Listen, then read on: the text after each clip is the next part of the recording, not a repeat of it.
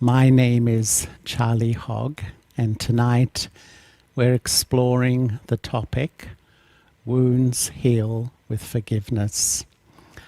And perhaps before I begin to explore this subject, I should just tell you a little bit about myself. I am in Australia. I grew up in Melbourne. And I think from quite a young age, perhaps like most of you watching this session, I was a searcher. I was looking for something.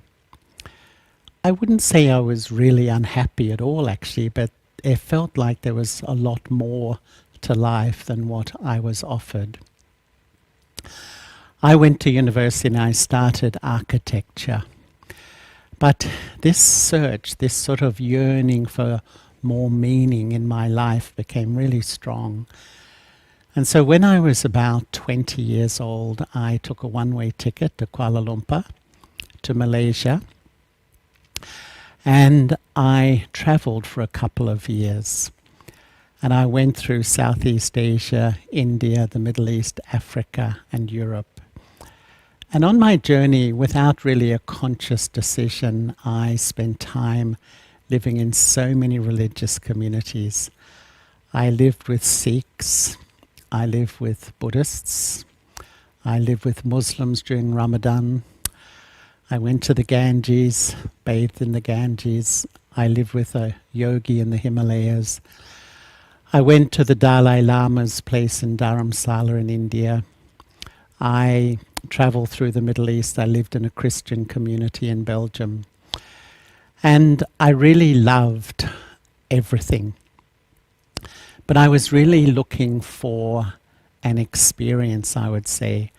I was looking for how do you translate all these lovely things, these beliefs, these truths, into an experience. And when I settled in London, I came in touch with the Brahma Kumaris there, and as soon as I saw some of the members of the Brahma Kumaris, it was like some feeling, some vibration. It felt like they had experienced something. So that was 45 years ago, and I'm still on the journey. And I would say that a huge part of my journey has been to let go and forgive myself, and to let go and forgive others. And I think probably there's no greater step to a sense of personal freedom than to free myself from some feelings of deep anger and hurt that often we carry for a lot of our lives. And I must admit, on my journey, I've been amazed because I do take courses in meditation. And so many times I've taught meditation to people in their 40s, 50s, 60s, 70s, even 80s. And people are carrying things from their childhood, carrying things from their teen years. And yet they just can't let it go. And when this sense of hurt festers and festers and festers, it just builds up so much and really influences the quality of my present life. And I really do feel that forgiveness is an essential part of our spiritual journey. And to me, forgiveness is a huge spiritual power, I would say. It can change the most negative situation into the most positive. It can change a stalemate of ego and anger into a reconciliation, a resolution.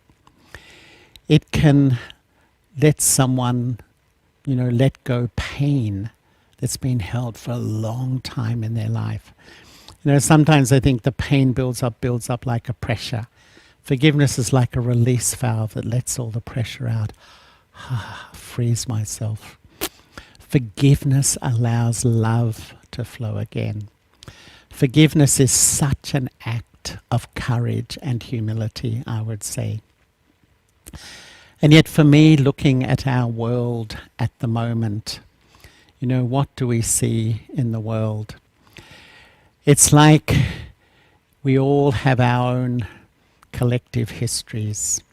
We are carrying the weight of our history, whether it's our collective history or our personal history. And it's like past events, past hurts, anger, resentments, like a big shadow over the present that doesn't allow us to move forward, whether it's me as an individual or whether it's as a group collectively. We hold on to these things. Often I feel, what is it that holds on? I think it's our ego that identifies with all these things. We don't let them go. And so it's like this huge shadow which takes away the joy of the present. How can we move forward? How can we let go? I think the great power of forgiveness is the answer to that question. And in 1994, I traveled to South Africa. And it was sort of amazing in a way because I'd planned the trip, I think, 6 months before. But I landed just a couple of days after Nelson Mandela had been made president. I can remember flying into Johannesburg, and there's these huge billboards because Bill Clinton and many of the world leaders had come to celebrate, the freedom from oppression that South Africa was feeling. And what was really astounding is the whole country was like having a party. Not just the Africans, but the Asians, the whites, all the community seemed to feel free. And I really learned that, when we move out of an old regime into something new, it's not just the people who were the Africans in that case that were liberated that were happy. Everyone felt relieved and freed from the past situation. But while I was there, I went on a retreat with the Brahma Kumaris in the Orange Free State. And this is a state with huge wheat farms, huge farms owned by some of the white farmers. And we went to one farm for our retreat. There was a beautiful little retreat place on this farm. And there was maybe, I think, 30 of us, mixed race group of Africans, Asians, and whites, as they're called in South Africa. And when I arrived, the man who owned the farm showed us around, and he was very sweet and kind to us. And when we got to his house, he had these huge sort of metal turrets on each corner of his house with a ladder and a little box on the top of these high metal turrets. I suppose that's the best way of describing them. And I said, "What's that?" And he said, "Well, we expected that when Nelson Mandela became president, that all the Africans would come and claim back their land. And me and my brother, my family's been here for 4 generations, we felt we needed to defend our land." And I said to him, "Why didn't it happen? Why didn't they come and take your land?" And he pondered for a while, he thought. And then he just said quietly the example of Nelson Mandela. And he said that he never once said that apartheid was right. Nelson Mandela was always totally opposed to that regime. But the people perpetuating that regime, it's like he forgave them. And in a way, his behavior was an example to all other Africans that they could move into the future without, to let go perhaps that bitterness of the way they were treated, because Nelson Mandela wanted to create a whole new flavor. And he knew that if we live in the past with lots of recrimination, it wouldn't work. Even though they had a Truth and Reconciliation Commission, which had to resolve some of the crimes, generally for the whole population, he wanted them to forgive and move forward as a whole country.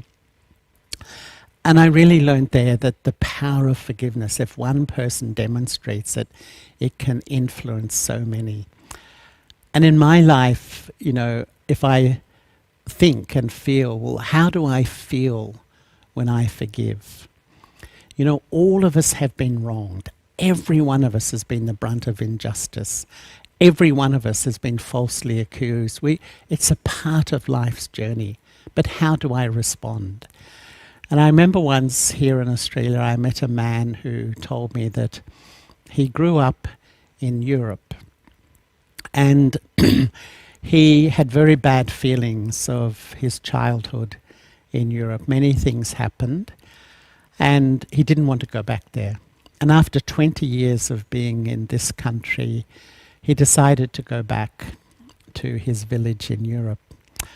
And when he got there, he said just almost naturally he started to let go and forgive all the stuff of the past. And I remember when he came back, I asked him, how did that feel? Because he told me the story. He said, I just felt so light. I felt so much better, but I have a huge regret. And I said, what is that? He said, I wish I had done it 20 years ago. He said, I've spent 20 years feeling so angry, so bitter, so hurt, so negative. He said, I ruined my own life as a result of it. And I think we all know how we can hold on to things, because when we hold on, we can just burn in that deep sense of hurt and resentment and anger. And the big trap is that I feel so justified. My lack of forgiveness, my blaming, my hatred, my negativity, I feel so justified in my position. But ultimately, what does it do to the quality of my life? I can become very bitter and very twisted when I do. And I would say that forgiveness is the cancellation of all the conditions in my mind that stop the flow of love and happiness. Forgiveness is the cancellation of all the conditions in my mind that stop the flow of love and happiness. Each time I can't forgive, I suppress my love, I suppress my happiness. I would say nothing in life makes us healthier than when I express love and I express happiness. Each time I can't forgive, I'm saying, you've done this, I'm not going to love you. You've done this, I'm not going to love you. This happened, I'm not going to be happy because of it. That happened, I'm not going to be happy. So actually, I'm suppressing myself. Forgiveness is like a decision about the quality of life. That I want peace. I don't want a life of bitterness and recrimination. Forgiveness is really, I would say, one of the great acts of the human spirit. And I remember a story I once heard. Actually, I was driving someone I heard on the radio. And it was a man who had been actually married into a regime, a family of the president of a country. And he told this story in great detail. I was driving somewhere. It was absolutely riveting, to be honest.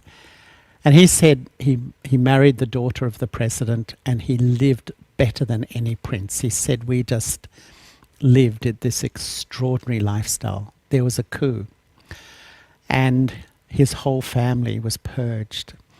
And he spent 6 years living in a cell that he said was damp, had water, was full of rats.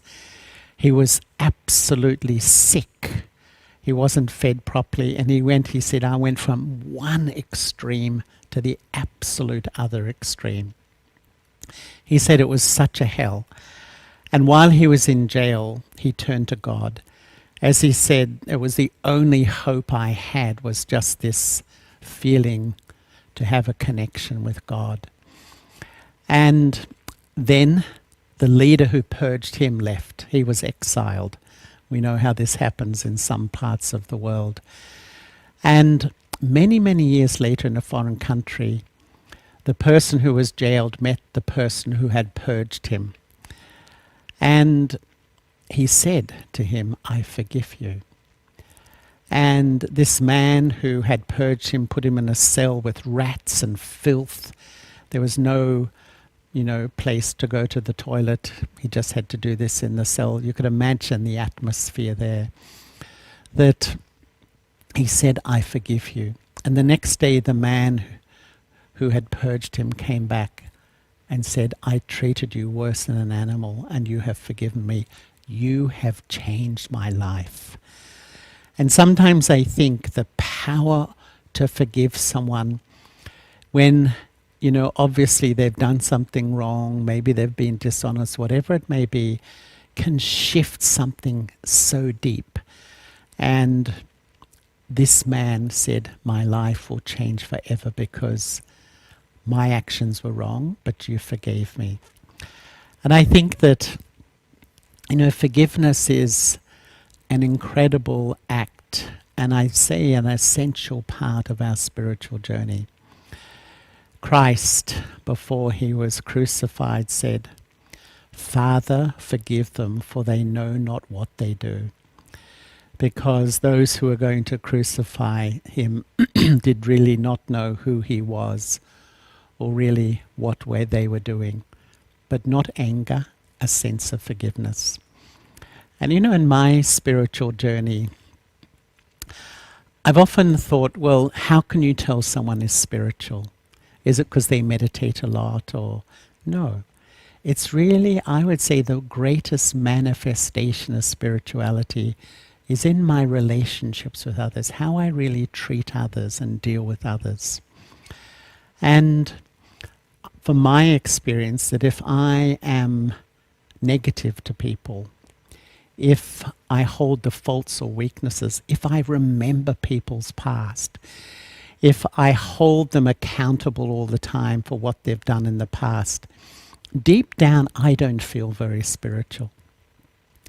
But if I'm able to show compassion, to let go and even forgive others, deep down it feels right. It feels like we need to give other people that opportunity.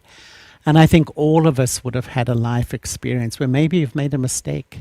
You've done something wrong, something you regret, and someone says, it's okay, don't worry, let's move on.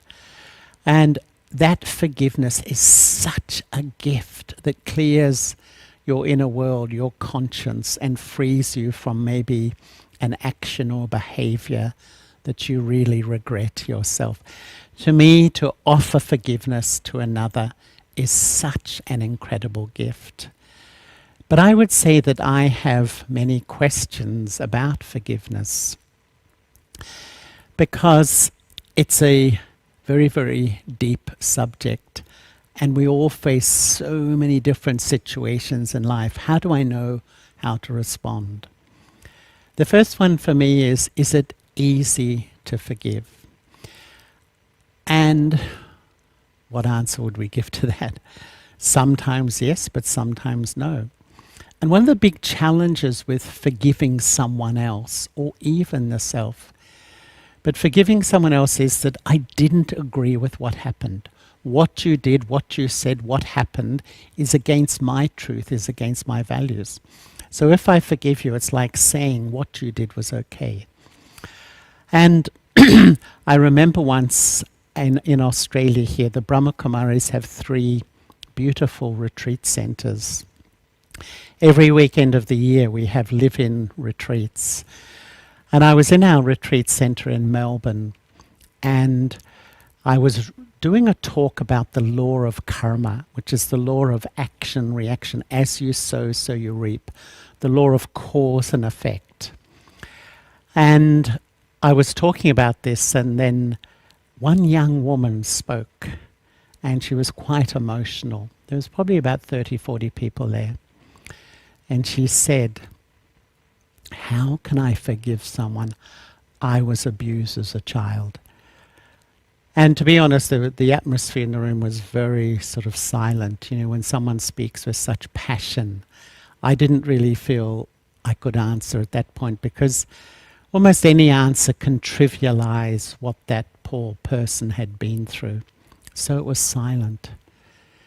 And then another woman spoke. And she spoke so calmly and with so much dignity. And she said, I also was abused as a child. And she said, I felt so hurt and angry and bitter. But I realized as I moved into my adult life that I was ruining my own life and that I had to move forward. So I was able to say, it wasn't right what happened, but for my peace, for my future, for my dignity, I'm going to let it go and move on. It was just an amazing scene that the perfect answer came for that young woman, and she felt so supported when she heard that. So it is a challenge, I think, for many of us that, we feel, well, I want to forgive, but am I just saying, well, what you did was okay when I still don't feel it was okay? Another question that comes is, are there limits to forgiveness? Should we always just forgive? And I remember once hearing Simon Wiesenthal, who was in one of the Nazi death camps. He was Jewish in the Second World War. And we all know about that very unpleasant history. And Simon said that one day he was summoned to the bed of a dying Nazi. And this Nazi wanted to confess what he had done to Jews in front of a Jew. He was dying. He had a lot of burden on his conscience of his own behavior. And so Simon was, forced to sit down and listen. So he said he listened, and this man who was dying spoke of all the atrocities he had committed against Jewish people. And Simon said, I listened. I didn't say one word of forgiveness or compassion or understanding. And he later said, I was in this real quandary. This man was dying. And yet, should I have forgiven him for what he did? At that point, he was couldn't really move himself to speak or say anything. So sometimes it is a challenge for us. Are there limits to forgiveness? And sometimes another question I have, do we sometimes have selective forgiveness? I think we do. Have you ever noticed that you may have two members of your family? One of them behaves badly and you will just let it go. Water off a duck's back. You just don't see it much. You just deal with it. Another one does the same behavior and you feel so angry. You can't let it go. You can't forgive. It's a very interesting scenario, isn't it? That we have a different dynamic in our relationship, that we can let go easily, and others we hold on to the things of their behavior. And sometimes I think that deep down, all of us have this innate nature to forgive. I think it's a part of the human DNA. But often it's so suppressed by contemporary life and busyness and selfishness and my own needs that it doesn't often emerge. And I can remember one friend who was in Turkey, in Istanbul. I think it must be a long time ago now, 20, 25 years. There was a massive earthquake. And unfortunately, so many people passed on. And they weren't allowed to leave their homes for about a week. And she said, because they were worried about aftershocks and all sorts of things. And finally, she said she came out and went for a walk around the water. If you know Istanbul, it's an incredibly beautiful city. When you walk around the water of the Bosphorus, it's a beautiful walk. And she said just as she started walking, there was a car accident. And she said mostly there, people are very hot-tempered and get out, and often there's a big argument and even a fight. And these two men got out of their cars, they went up to each other, and they hugged each other. She said it was the most extraordinary thing to see, that because of what everyone had been through, everyone was suffering. That compassion, that empathy was there. So that forgiveness, don't worry, it's okay. These things happen in life. And so sometimes, we forgive in certain situations, forgive in certain environments, forgive certain people, but we even hold on to things of other people. And another question I sometimes think, do you need to see somebody to forgive them, to talk to them? Because sometimes, unfortunately, fractured relationships, hearts move away and people don't speak. And so I'm just holding this feeling of a relationship that's been really severed badly, and I can't do much to heal it. And I have a friend in Melbourne, a very, very special person. And he was telling me that he had a big falling out with one of his best friends. And they hadn't spoken for years. And this friend of mine really began to engage with his spiritual journey and meditation. And you know, when you step onto your spiritual journey, you start to reflect about the unfinished business of life. Maybe things I've done wrong, mistakes I've made that I want to heal, resolve, forgive, let go, move on, etc. And he was remembering his relationship with his friend. And he really wanted to heal this. But whenever he rang him, he wouldn't answer his call. You know that these days on digital phones you can see the name of the person, and his friend wouldn't answer his call. And then he really began to reflect deeply about the relationship. And what he said was he started to see that I was saying to my friend, okay, let's heal, let's forgive, let's move on, let's be friends again. But when he looked deeply into himself, he still was holding this feeling, I was right and you were wrong. And you know what he said? He said when he let go this feeling, he did work on himself and he took responsibility for his own actions. His friend answered his call. I thought that was really powerful, that often we want to heal, we want to forgive, we want to resolve relationships, but deep down my ego still holds this feeling, I was right and you were wrong. And so hence, we can't really resolve the feelings between us. Some say that forgive and forget. Do you think it's possible? I don't. I don't think you ever really forget things, but you can lose the hurt surrounding a situation.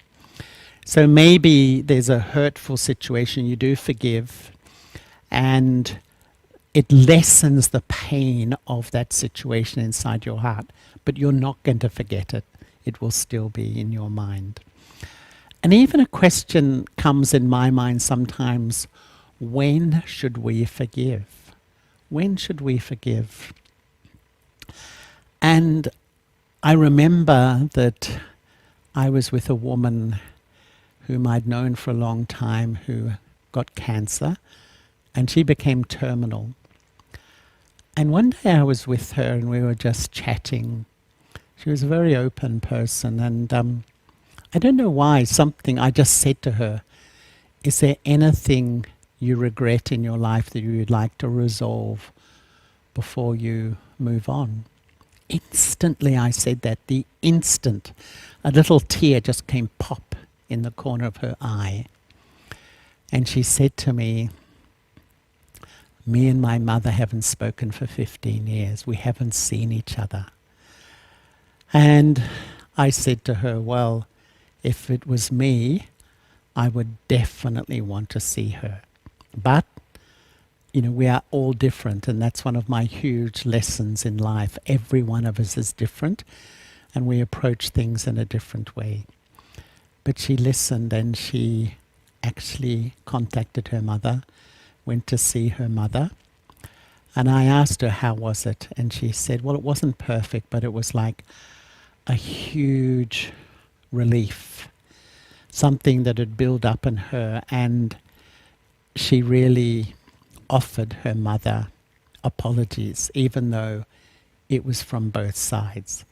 She said that her mother didn't shift that much, but she felt it's something that she wanted to do. And it really made me realize that often people, when we are on our deathbed, it's then the unfinished business of life comes in front, and I want to deal with it then. But actually, often I can't deal with it then for different reasons. And I think often if I have the courage, and it does take courage to look at my life and look at parts of my life that are unhealed. It may be a relationship, it may be a situation, it may be one of my behaviors or my actions. And do what I need to now to free myself from that held pain which I have inside, to forgive myself, to forgive others, to move on in my life. I wouldn't wait until that time. If I'm really on my spiritual journey now. I feel a way to free myself, a way to move forward is to look at those parts of my life and see if there's ways that I can forgive, heal, and move forward. Because, the whole process of forgiveness, I think, goes to the heart of the spiritual journey. And I think one of the thoughts I have is, how keen am I to cancel the conditions in me that suppress my love and happiness? Because each time I can't forgive, I'm suppressing my love, my loving nature, and my happy nature. How keen am I? Or do I want to continue with hurt and unhappiness and bitterness and all these feelings? It's almost like a realization. Let me free myself.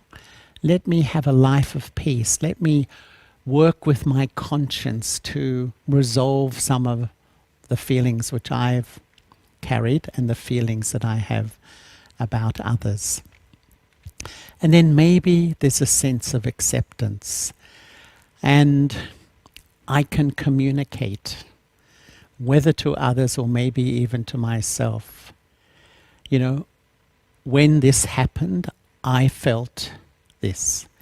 I can express to people, wow, the way you behave, what you did, made me feel this. I'm not accusing, I'm just explaining my feeling. But now I want to accept you, I want to accept me, I want to move on. I don't want to live this life of self-punishment anymore. I'm going to free myself.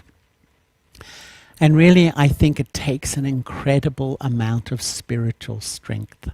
Where do I find such spiritual strength?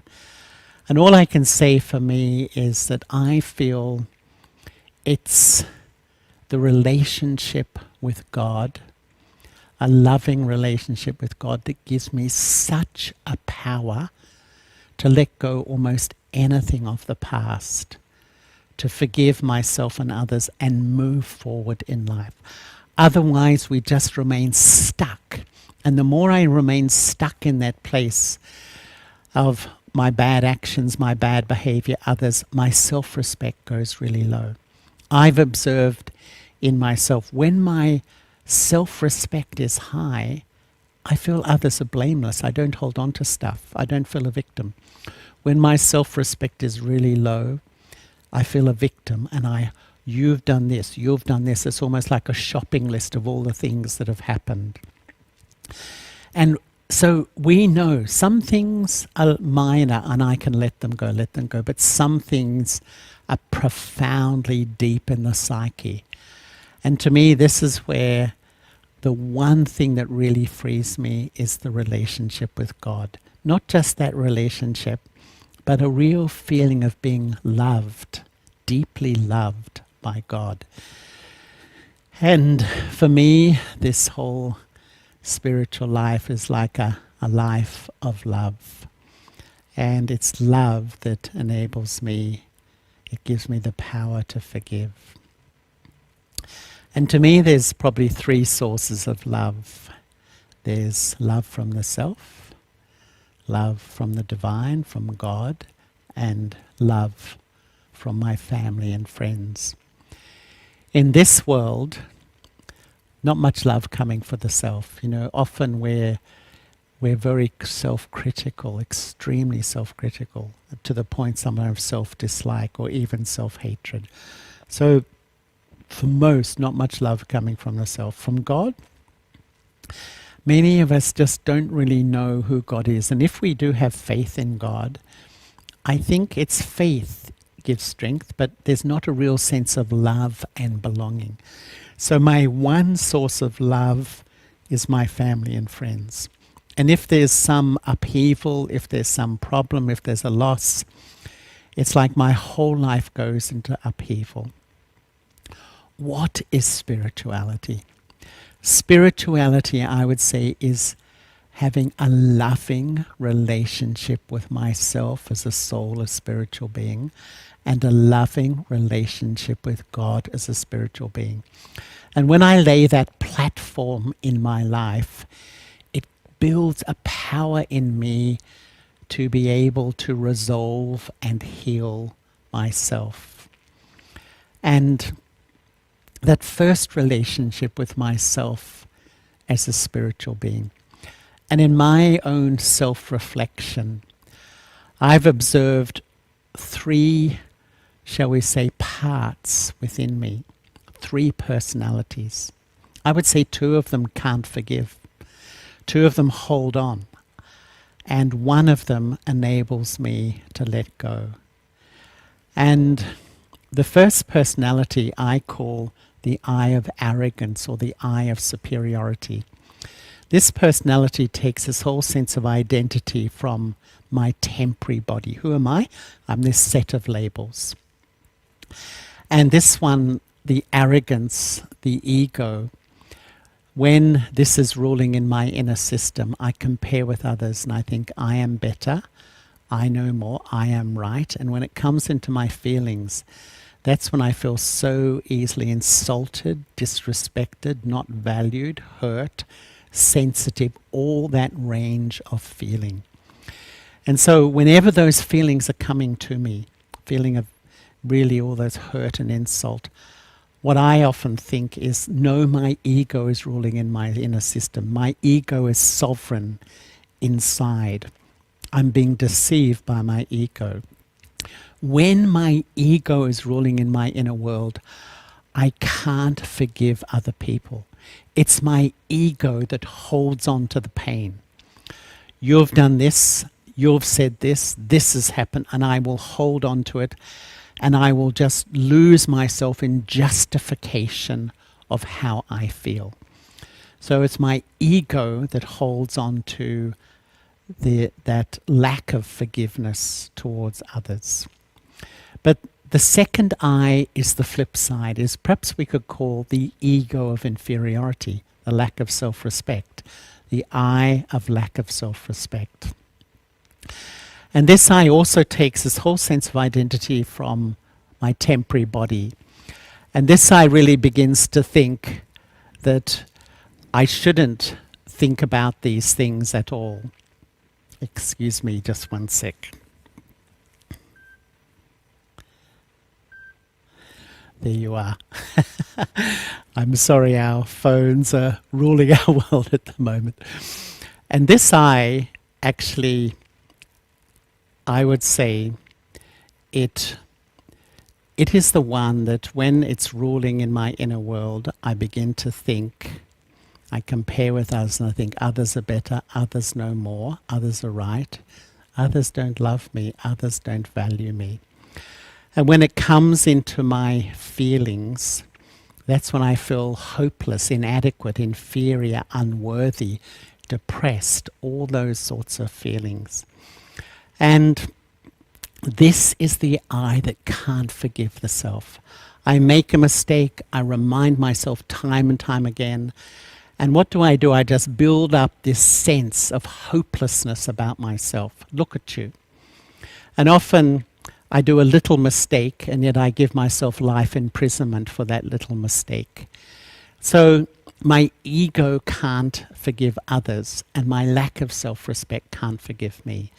The third I is the eternal self, the permanent self, the soul. And this is the deep work of the spiritual journey. Actually, I don't have to really worry too much about my ego and lack of self-respect. You know, the more I begin to know and experience who I am, automatically I begin to heal and have the ego and lack of self-respect have less influence over me. The soul is a wonder. The soul is just a point. In mathematics, a point exists, but it has no length, breadth, or width. It's absolutely indivisible. The soul lives in the brain, in the front of the brain, around in the center of the forehead. I am the soul. The soul is acting through the body. And when I begin to realize that I'm a soul, I can never die. The soul's immortal, eternal, non-physical energy. The soul doesn't hold any of the labels of gender and nationality and religion. As I start to move back into my state of soul consciousness, I start to move back automatically into my self-respect. And when I move into my self-respect, it's like my fundamental sense of who I am. It's not a sense of self based on successes and wealth and career and education and skills and talents. It's a fundamental sense of myself. And when I step back into that place of self-respect, everything comes back into perspective.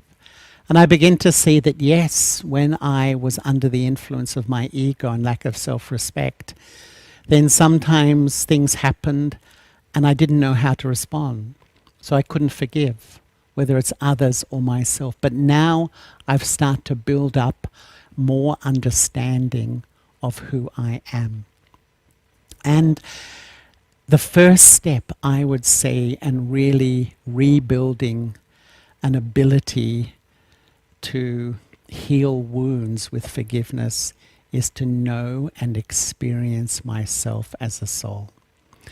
The second step is to love, have a loving relationship with the Supreme Soul. And I often feel the subtext of life is the search for true love. You know, in love is closeness, belonging, respect, so many intrinsic qualities that build a good life. And I invest my heart in relationships. It's the most natural thing to do. We all do it. It's in our DNA to relate, to connect, to build a relationship. But there's a huge human dilemma. And that is that no relationship is permanent. Whether it's change, whether it's time, whether it's separation, whether it's death, the object of my love will go.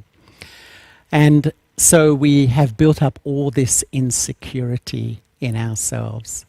There's one permanent relationship, and that's the relationship with the Supreme. And this is really what we explore when we sit in meditation. That I, the soul, connect with the Supreme Soul.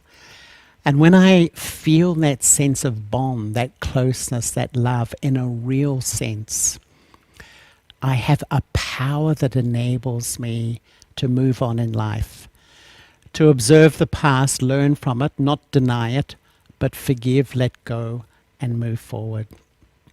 And just as I see myself as a soul, as this micro point, that's how I see God too.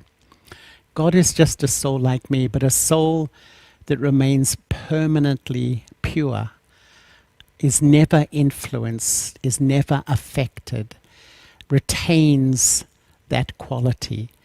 And meditation isn't just sitting and believing in that Supreme Soul. It's actually a real living relationship with a real living pulsating being. So I'm not just meditating on an intellectual idea, a concept, or a belief.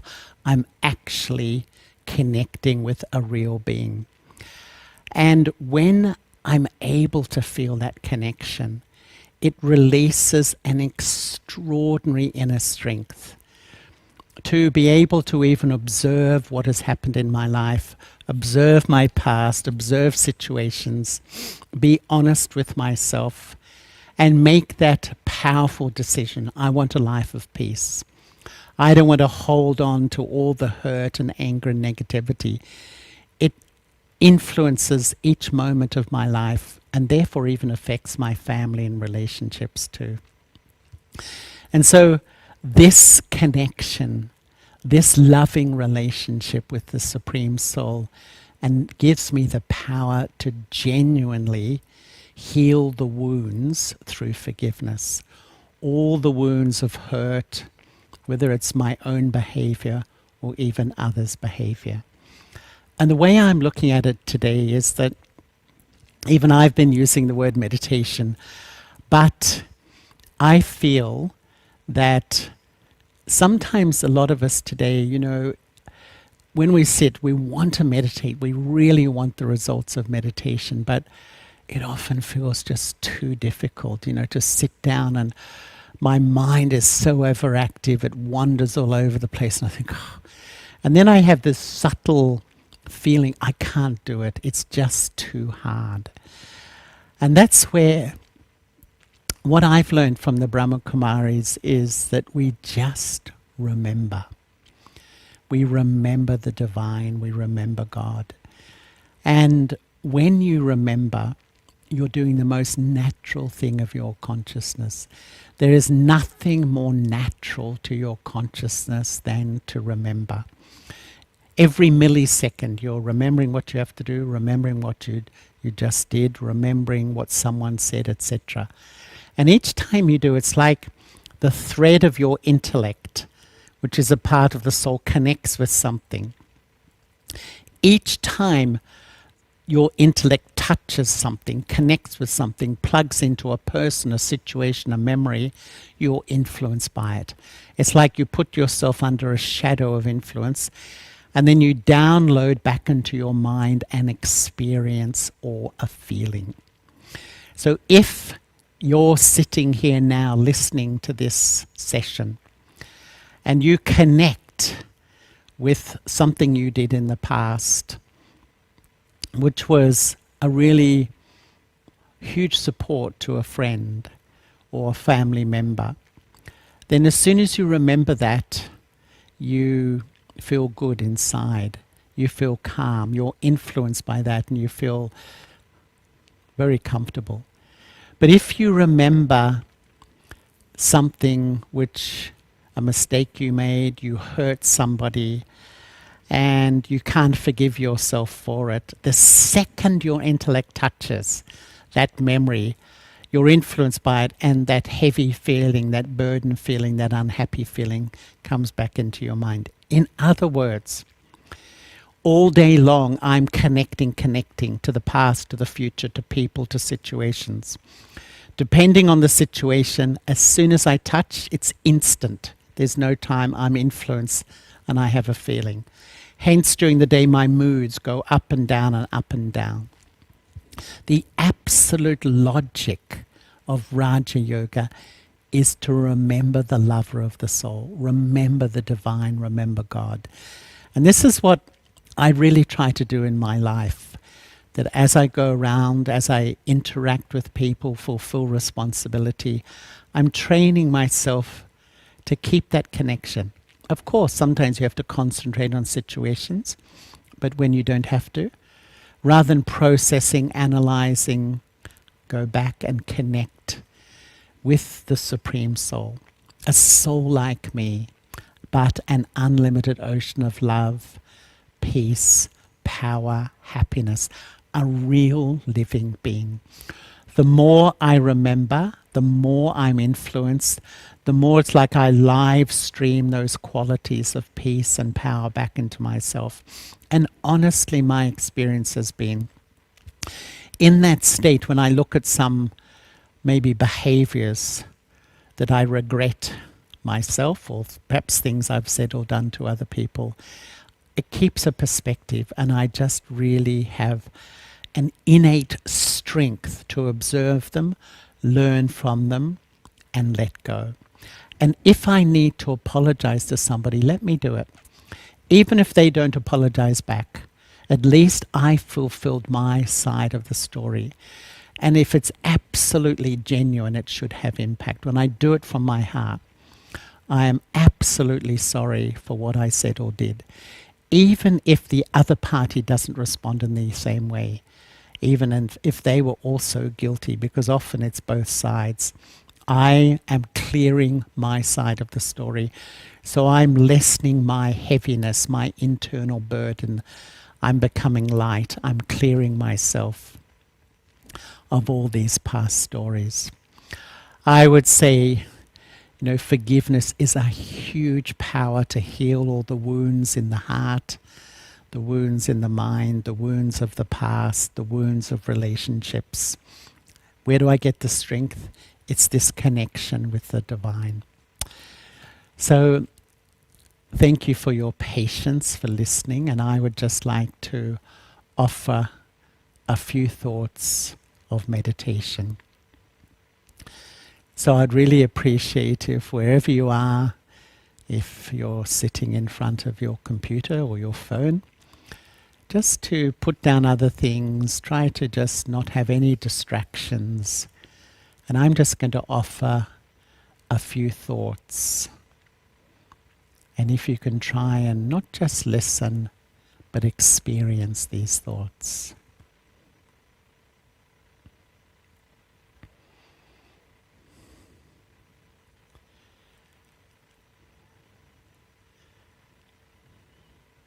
Wherever I am, let me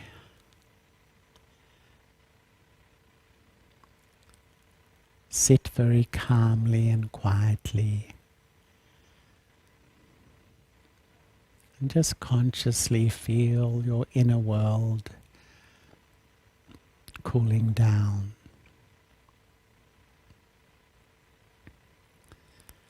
The spiritual journey is the journey back to self-respect.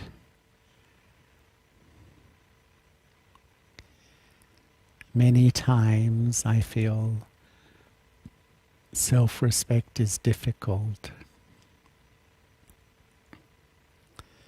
because of my own past actions, my own past behaviors, things that have happened in my family, in my life, that are like heavy feelings inside.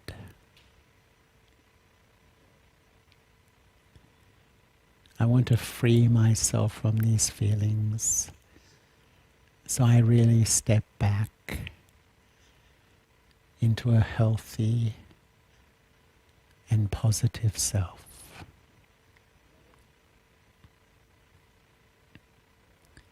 To begin this journey, just visualize yourself as a tiny soul. Just hold the image of a tiny point sitting in the front of the brain, in the center of the forehead. Just feel yourself gently moving beyond all the labels of your body and sitting so lightly in the forehead. I am a peaceful soul.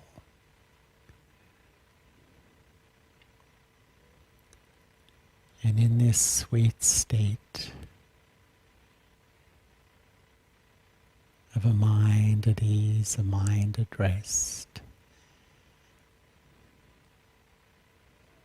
look through the eye of your mind and visualize a radiant jewel of light, the form of the Supreme, the Divine.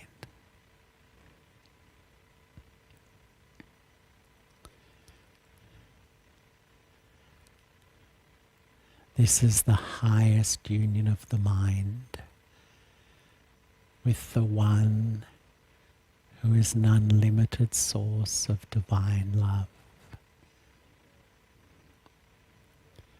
Become like a small child and just allow yourself to be completely loved. Feel this pure love entering the core of your being and filling your inner world with belonging, acceptance, and respect.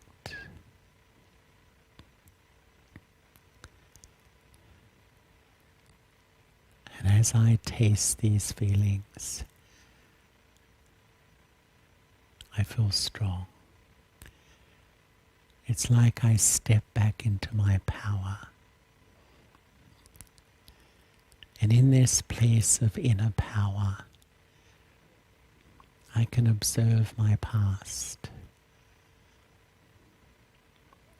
I can see clearly and honestly things I've done which I want to resolve, or things others have done that I want to let go. This powerful relationship of love enables me to let go, to forgive, to move on.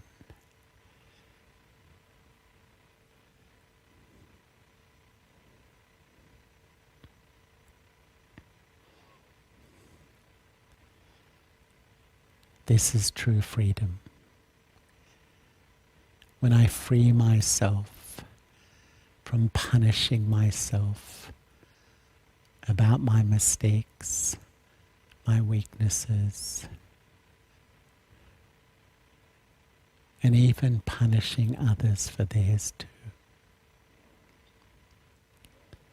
Just feel yourself becoming so light, so free.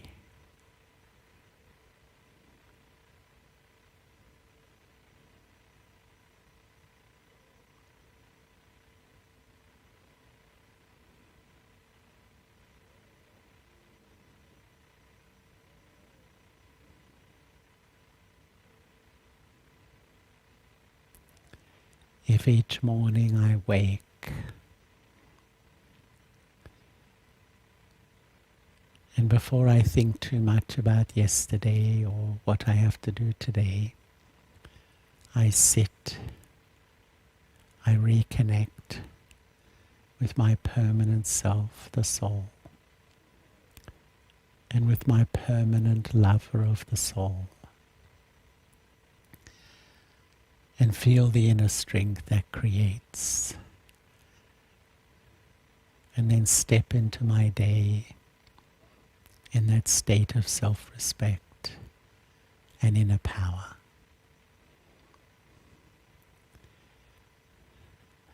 This is living a spiritual life, and living a life that enables me to forgive and heal from the wounds that sit in my past.